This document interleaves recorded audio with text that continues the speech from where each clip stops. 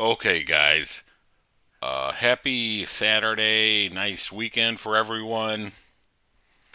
I was gonna make a video. I hadn't seen what the hell is that? Oh, wow. Oh, Fight the Flat Earth is gonna destroy this uh, French-speaking Canadian tonight. We'll check that out a little later. That was kind of how that popped up there. Is kind of cool. Anywho, I was gonna do a video about ramen in my comment section. And then I noticed he made a new video to absolutely destroy. So, you know what we say about that? Let's roll the ignorance. The barometer, fact versus fiction. This should be classic. Let's learn the true history of the Yeah. barometer and Yeah. how it works. Let's learn to separate fact from fiction. Sure. Let's begin, shall we? Yeah, we shall. Aristotle famously said, "Nature fears of empty space," when he claimed that a true vacuum, a space devoid of matter, could not exist, because the surrounding matter would immediately fill it. Fortunately, he turned out to be wrong. No, that is a play. And there is your classic flatard. Just say, no, no, nuh-uh. Aristotle, smart guy, ancient Greek, got some shit wrong, man. And it's okay to be wrong. It's not okay for you to be wrong, Ramen. Play on words. Nature abhors a vacuum. A play on words, nature abhorred a vacuum. Those were his words. It's not a play on words. That's what he said. Translated, certainly. But, Jesus Christ. Nature cannot produce a vacuum on the earth. Only man can. Nah. When man intervenes and creates a vacuum can exist. Nah. A container, a contained environment, is required. Therefore, man intervening and making a vacuum does not negate the fact that nature abhors a vacuum, making this individual they call. So now you're saying that he was correct when he said that. Make up your mind, dumbass. By the way, still filming his laptop in portrait. I offered him $25 to just, God, turn your phone 90 degrees. He said, I don't want your pennies. Well, if you want to talk about pennies, that's 2,500 pennies, Ramen. I know big numbers scare you idiots. I think that's pretty good money. I mean, I would film a video in portrait if you paid me $25. As a matter of fact, I did it for free the other night when I was filming the ISS flyover that you still can't explain. Call Aristotle correct. Nah. He was not incorrect. He was. And it's okay to A be wrong. vacuum is a key component of the barometer. And why is that? What barometer looks like this? Do you know? Again, we're still in the 1600s, and they dumb this down for people like you, Ramen. It's like a VCR from the 80s or a computer from the 80s. See how much smaller they've gotten? It's amazing. Things get smaller. But they still basically do the same things. Know why they use this? Why they illustrate this? Yeah, I just said, it's for idiots like you. I'm going to show you why. A barometer is an encapsulated, enclosed container where the fluid, or the water in this case, or mercury, has no contact with the outside air. Let's see why they do this.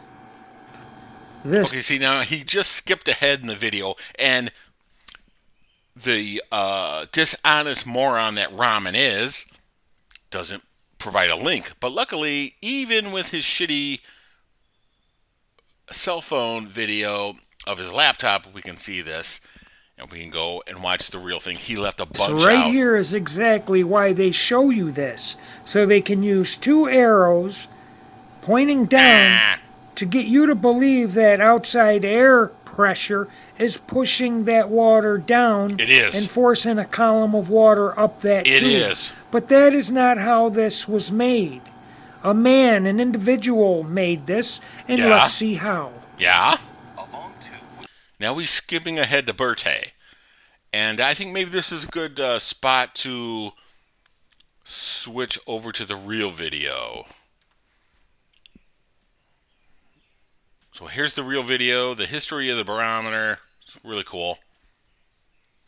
In the early 17th century, Italian miners faced a serious problem when they found that their pumps could not raise water more than 10.3 meters high. Some scientists of the time, Ramen, you left that part out of your video. What happened? Why did you cut that out? Because you're dishonest, and you're a liar, and you're stupid. including one Galileo Galilei, proposed that sucking air out of the pipe was what made water rise to replace the void, but that wrong. its force was limited and could lift no more than 10.3 meters of water. Yeah, However, 10.3 the meters. idea of a vacuum existing at all was still considered controversial, and the excitement over Galileo's unorthodox theory led Gasparo Berti to conduct a simple but brilliant experiment. Yeah, so this is Bertie. Ramen cut out all that stuff before this. And then we want to show you this. Again, 1600s. Back in the 1600s, these guys figured it out. Ramen, living in 2023, is still dumb. Amazing. Absolutely amazing. To demonstrate that it was possible.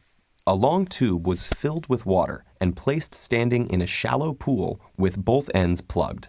The bottom end of the tube was then opened and water poured out into the basin until the level of the water remaining in the tube was 10.3 meters. 10.3 meters. Where have we heard that number before? Now, my question for Ramen is, how does this go up and down? This is nothing. You guys always claim, how does something come from nothing? How does this grow bigger or smaller? There's nothing. There's got to be another variable.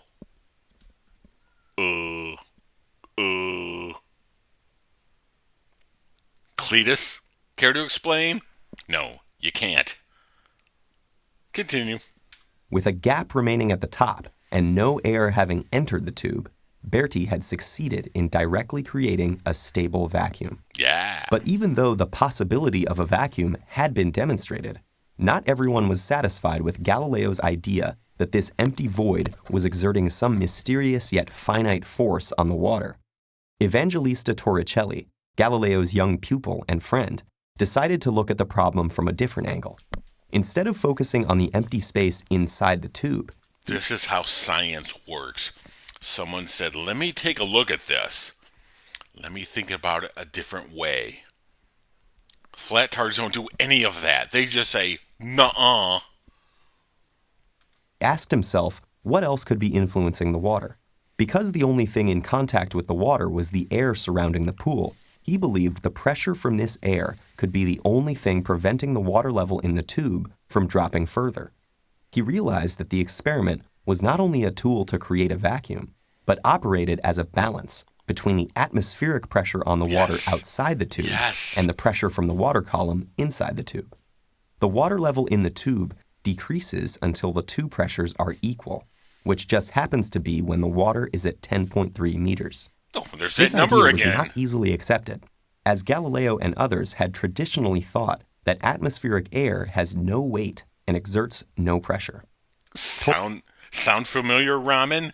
That's what you're still preaching this bullshit today. Oh, I can't have any weight. Torricelli decided to repeat Berti's experiment with mercury instead of water. Uh-oh. Because mercury was denser, it Uh-oh. fell farther than the water, and the mercury column stood only about 76 centimeters tall.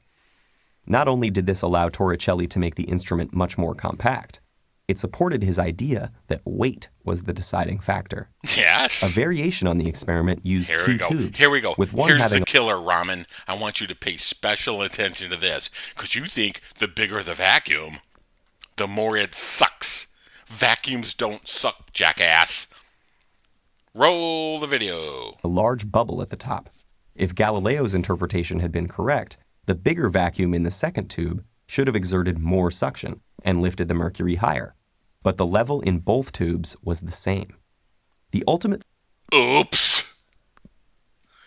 support for Torricelli's theory came via Blaise Pascal, who had such a mercury tube taken up a mountain and showed that the mercury level dropped as the atmospheric pressure decreased with altitude. Oops. Mercury barometers based on Torricelli's original model remained one of the most common ways to measure atmospheric pressure until 2007. Yeah, now they're going to get into how mercury is really nasty stuff. It can fuck you up.